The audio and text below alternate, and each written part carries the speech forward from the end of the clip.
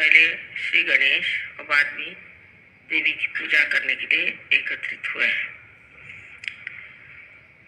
श्री गणेश को इस महाराष्ट्र में विशेषता बहुत माना जाता है, क्योंकि यहाँ पर स्वयंभू अष्टविनायक। अब लोग ये भी कह सकते हैं कि गणेश नाम की कोई चीज़ नहीं थी, और ये भी कह सकते हैं कि ये स्वयंभू अष्टविनायक नहीं है। लेकिन आप जब आत्म साक्षात्कार को प्राप्त करते हैं, जब आप चैतन्य को प्राप्त करते हैं, तो आप पूछ सकते हैं कि क्या यह स्वयंभू है, क्या यह वास्तविक पृथ्वी तत्व ने बनाई हुई चीज है। गणेश के अनेक चमत्कार सहयोग में हुए, विशेष करके एक दो हमारे फोटोग्राफ्स है, अगर आप उन्हें देख लीजिए तो आप हैरान हो जाइएगा कि किस तरह से उन्होंने अपने दर्शन दिए हुए हैं। गणेश की जो विशेषता है वो ये है कि वो हर चक्र पे विराजमान। सबसे पहले गणेश की ही स्थापना की, और गणेश जो है वो पवित्रता को फैलाने के लिए संसार में है, कि पहले सारा संसार पवित्र हो जाए। सबसे बड़ी चीज है पवित्रता। अगर पवित्रता नहीं रहेगी तो कोई सा भी सृजन नहीं हो सकता। अब समझ लीजिए, अगर कोई पेड़ है और उसके आसपास का वातावरण दूषित हो जाएगा तो वो पेड़ मर जाएंगे। इसी प्रकार इस सारी सृष्टि का जो वातावरण है उसे पूर्णतया शुद्ध करने के लिए ही श्री गणेश की स्थापना की गई। आजकल के इस वातावरण में लोग समझ नहीं सकते हैं कि पवित्रता चीज क्या है और पवित्रता का अर्थ क्या है। यही गणेश आगे जाकर के आपके आज्ञा चक्र पे ईसा मसीह के रूप से प्रकट हुए थे। इसलिए ईसा मसीह ने भी सबसे ज्यादा पवित्रता का महत्व होता है कि आपकी आंखें तक पवित्र होनी चाहिए, क्योंकि आज्ञा चक्र पे है। आंखों में तक आपकी पवित्रता होनी चाहिए। अगर आपकी आंखों में पवित्रता नहीं है तो फिर आप किसी तरह से भी पवित्र नहीं माने जाएंगे। लेकिन इसका यह मतलब नहीं कि आप अपने को कहें कि हम में ये खराबी है, हमें वो खराबी है। किंतु श्री गणेश को अगर हम मानते हैं, उनकी हम पूजा करते हैं, तो उनके गुण भी हमारे अंदर आने चाहिए। तो पहला तो उनका गुण है कि पवित्रता। अब इस पवित्रता को हम किस तरह से पा सकते हैं? कहने से नहीं हो सकता। किसी आदमी से कहा जाए तुम पवित्र हो जाओ तो नहीं हो सकता। गंगा जल से नहाने से भी मनुष्य पवित्र हो, ऐसी बात नहीं। तो ये पवित्रता आने के लिए क्या करना चाहिए? इसके लिए आपके कुंडलिनी का पहले ही जागरण होना चाहिए। जब जागरण हो जाएगा तभी समझ लेना चाहिए कि धीरे धीरे ये जो कुंडलिनी है ये सब चक्रों को स्वच्छ कर देगी। लेकिन वहां पर भी श्री गणेश जी का कार्य, क्योंकि ये चैतन्य है, और वो चैतन्य स्वरूप श्री गणेश आपके हर चक्र को भी साफ करते रहते हैं। और अंत में जाकर के सहस्त्रार पर भी श्री गणेश आप जानते हैं कि सदाशिव के गोद में बैठे। ये जो भी चीजें हम लोगों को लगती हैं कि पौराणिक है, मैथोलॉजिकल है, ये सब की सत्यता सहयोग भी आप प्राप्त कर सकते हैं। पहले आपको केवल सत्य को प्राप्त करना चाहिए, एब्सोल्यूट ट्रूथ को। उसके बाद आप कोई भी सवाल पूछें, उसका जवाब सही माने में आपके उंगलियों के ऊपर आ जाएगा। आप इसे जानेंगे कि सत्य क्या है। किसी भी चीज को कह देने से कि असत्य है, वो चीज असत्य नहीं होती, उसकी खोजबीन करनी चाहिए। बड़ी ये गहरी चीजें हैं, और श्री गणेश का कार्य तो अत्यंत अत्यंत गहरा है, और वो एक चिर बालक है। उनमें जो अबोधिता है, इनोसेंस है, वो एक चिर बालक है, वो बालक स्वरूप है। क्राइस्ट ने कहा है कि if you have to enter into the kingdom of God you have to become like children. इसका मतलब बच्चों में जो निश्चल स्वभाव होता है वो हमारे अंदर आना चाहिए। लेकिन वो जबरदस्ती करने से या कुछ रोज की अभ्यास करने से नहीं जाएगा। अगर आप जबरदस्ती करेंगे तो आपका अहंकार बढ़ जाएगा। अगर आप ये कहेंगे कि हम बड़े पापी हैं, हमने बड़े पाप किए, हम बड़े खराब हैं, तो आपका प्रति अहंकार बढ़ जाएगा। दोनों तरह से ये गलत बात है। तो इसके लिए करना क्या चाहिए? करना ऐसा चाहिए कि अपनी कुंडलिनी का जागरण पहले कर लें। कुंडली के जागरण से आप दूसरे आयाम में, दूसरे डायमेंशन में उतरते हैं। दूसरे डायमेंशन में उतरते साथ धीरे धीरे अंदर से ही ये स्वच्छता होती रहती है।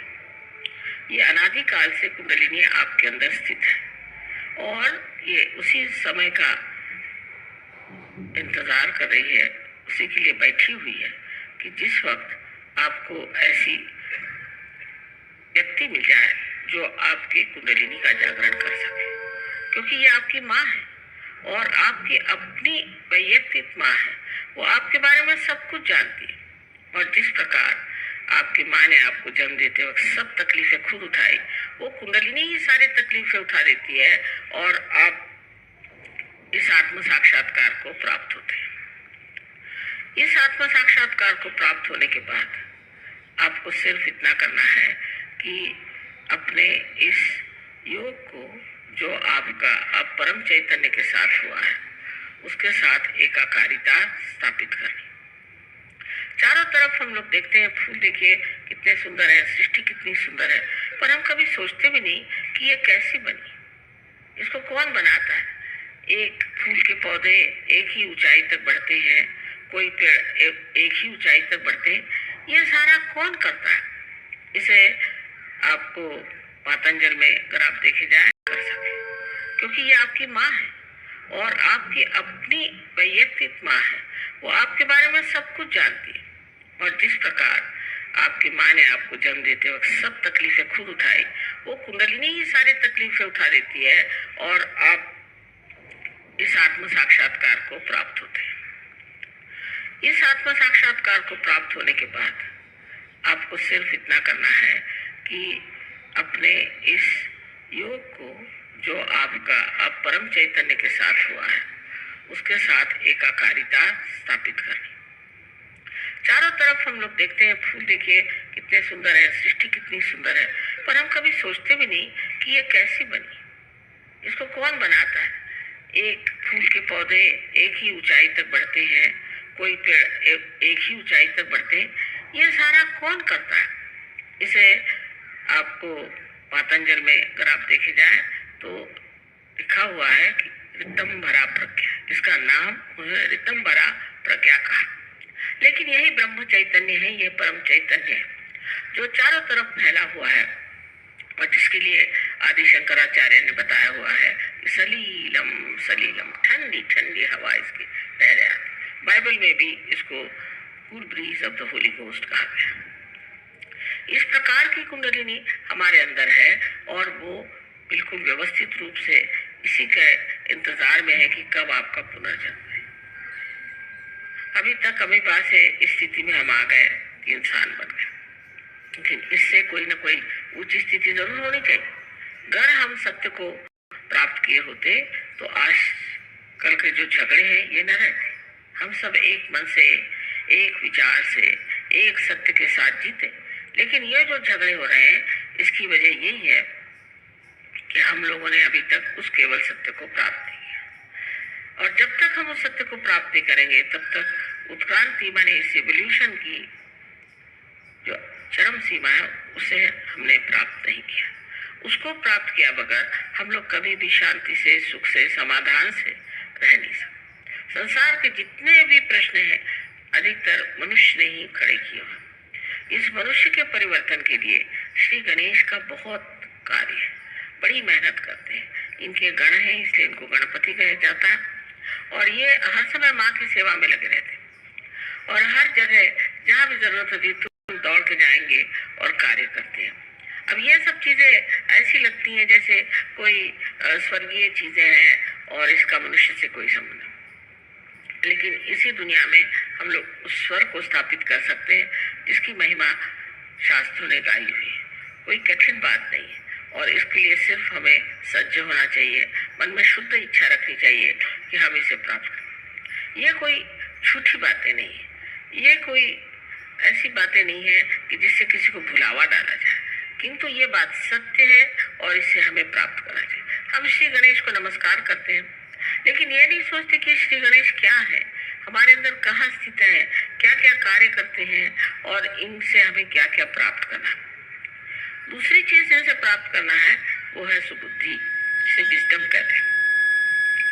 श्री गणेश में इतनी सुबुद्धि और इतना प्रेम है कि वो जानते हैं कि आप लोग गलती कर रहे हैं, वो जानते हैं कि आप में कुछ दोष है, लेकिन छोटे बच्चे जैसे क्षमा कर देते हैं हर एक चीज को।